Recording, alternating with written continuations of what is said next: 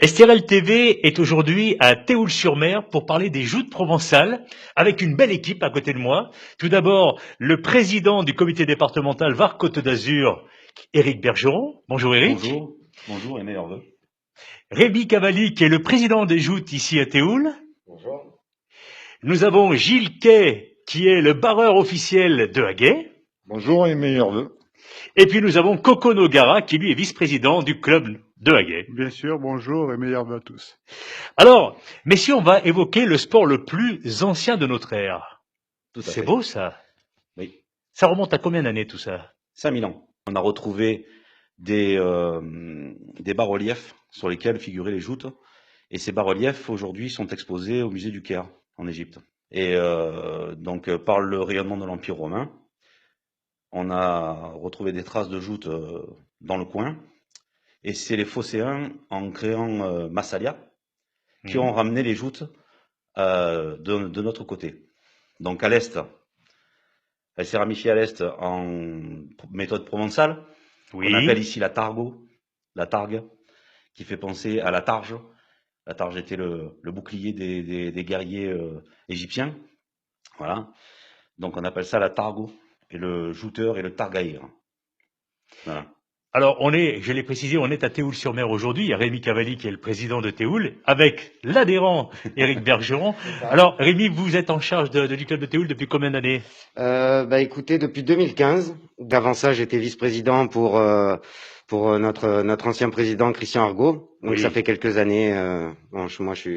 J'ai grandi dans la joute provençale, donc je suis très attaché au club de Théoul et c'est pour ça que j'ai repris le flambeau avec mon ami Thomas Ventura qui n'a pas pu se libérer malheureusement, qui est le vice-président.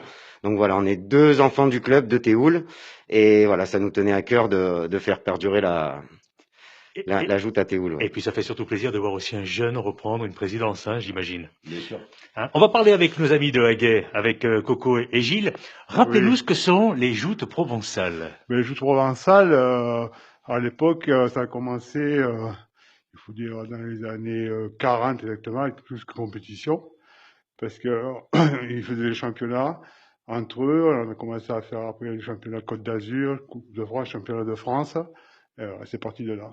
Les autres méthodes, c'est, comme je disais tout à l'heure, à l'est, c'est la joute provençale. À l'ouest, elle est devenue languedocienne. Oui. Elle a remonté la vallée du Rhône en étant lyonnaise et givordine. De là, elle s'est expatriée vers l'Alsace, donc elle est devenue alsacienne aussi. Et bien évidemment, les Parisiens ont copié et ils ont bien entendu créé leur méthode.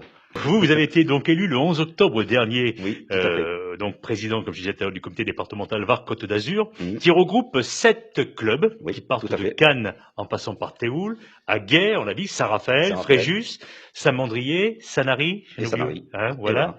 Donc, en quoi consiste votre rôle précisément? Mon rôle, en fait, est déjà de rassembler, d'unifier et bien évidemment d'organiser les tours de championnat de Côte d'Azur, enfin Var-Côte d'Azur, et bien évidemment de gérer tout ce qui est qualification pour les championnats de France. On précise à nos téléspectateurs que le siège du comité donc départemental Var-Côte d'Azur est situé à Fréjus, c'est important de le souligner. Tout à fait. Mais si nous sommes aujourd'hui à Théoul-sur-Mer, c'est parce que Éric est toujours adhérent et jouteur ici à Théoul-sur-Mer.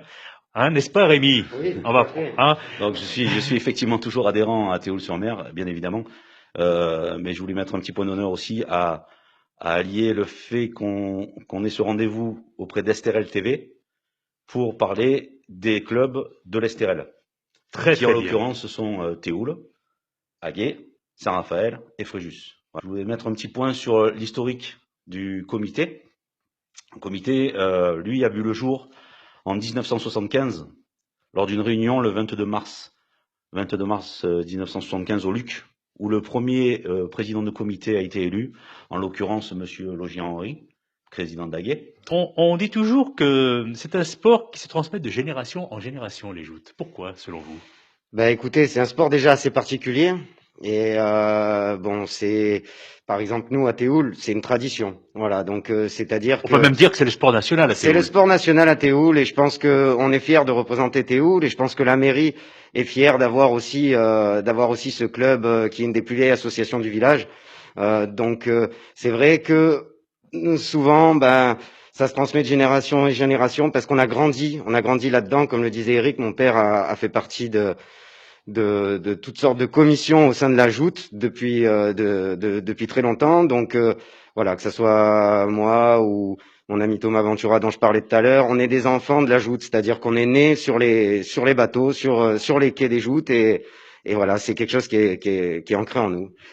Pour les jouteurs de Cannes, cette année, ils n'ont pas encore de date puisqu'il faut qu'ils arrivent à se préparer avec le maire. Enfin, c'est tout un... La situation sanitaire, en fait, permet pas de faire un calendrier officiel aujourd'hui pour eux. Pour nos amis de Théoul, donc il y a une date importante, c'est le 22 août. Le 22 août, le club de Théoul organise la demi-finale des championnats de France, qui est un tournoi très très important. Et aux alentours du 5 septembre, le challenge annuel mémorial Gabi Bernadette et du général Bertrand, qui était ici une figure emblématique. On a fait la demande pour avoir cette manifestation, pour recevoir tous les clubs de la joute provençale pour fêter les 70 ans du club. D'accord. Voilà. Ensuite, pour Aguenautique, moi j'ai noté début du mois de mai, chaque année ils ont leur tournoi de la Saint-Honorat avec défilé, procession. Quel jour précisément? Je ne sais pas. Moi j'ai pas. C'est mi-mai, ouais. Généralement, il n'y a pas la date n'est pas. Hein. Le 15 août 2021. Ils organisent le quart de finale du championnat de France, qui est le tournoi juste avant la demi-finale. Voilà, donc il y aura des qualifiés qui auront fait le championnat de Côte d'Azur, le championnat VAR Côte d'Azur, pardon. Et ces qualifiés iront en découdre contre le comité de Provence en demi-finale, en quart de finale, demi-finale et finale du championnat de France. Société Joute Raphaëlois, cette année, a deux grands tournois, qui est le tournoi La Saint-Pierre, qui se déroulera sûrement le 1er août 2021. Donc le tournoi de la Saint-Pierre, c'est la fête nationale à Saint-Raphaël. Il y a un grand défilé avec les jouteurs et les pêcheurs, une procession en mer, et l'après-midi il y a un tournoi de joute. Le 7 août, c'est le samedi 7 août, c'est les 110 ans c'est les 110 ans de Saint-Raphaël. Voilà, c'est bien là, c'est la journée phare du club, oui, là, où ils organisent pareil, défilé. Il y aura des expositions, des démonstrations sur les optimistes pour les jeunes jouteurs. Et le soir, il y a, en fin d'après-midi, il y a les tournois avec les anciens qui jouent au contre, et puis les tournois pour les pros.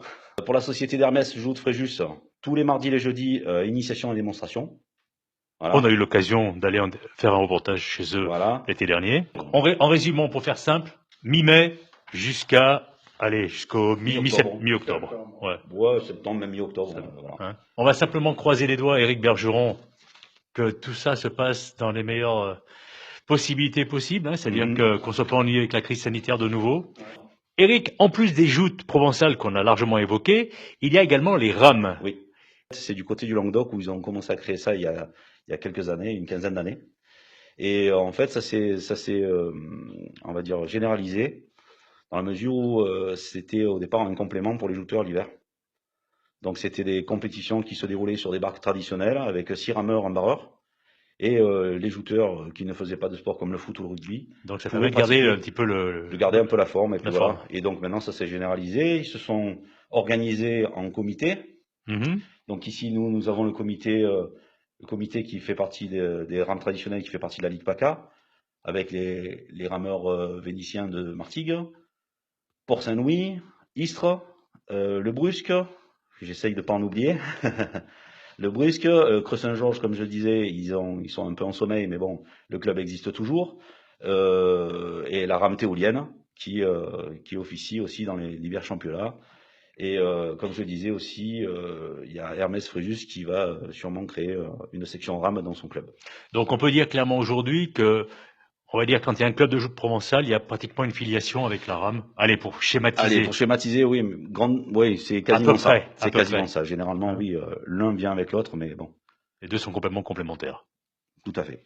Eh bien, messieurs, merci à vous. Merci Éric, merci Rémi, merci Gilles et merci Coco. Bon vent aux joutes provençales. On vous suit, vous inquiétez pas. Merci Yvan, merci à STRL TV. Merci beaucoup.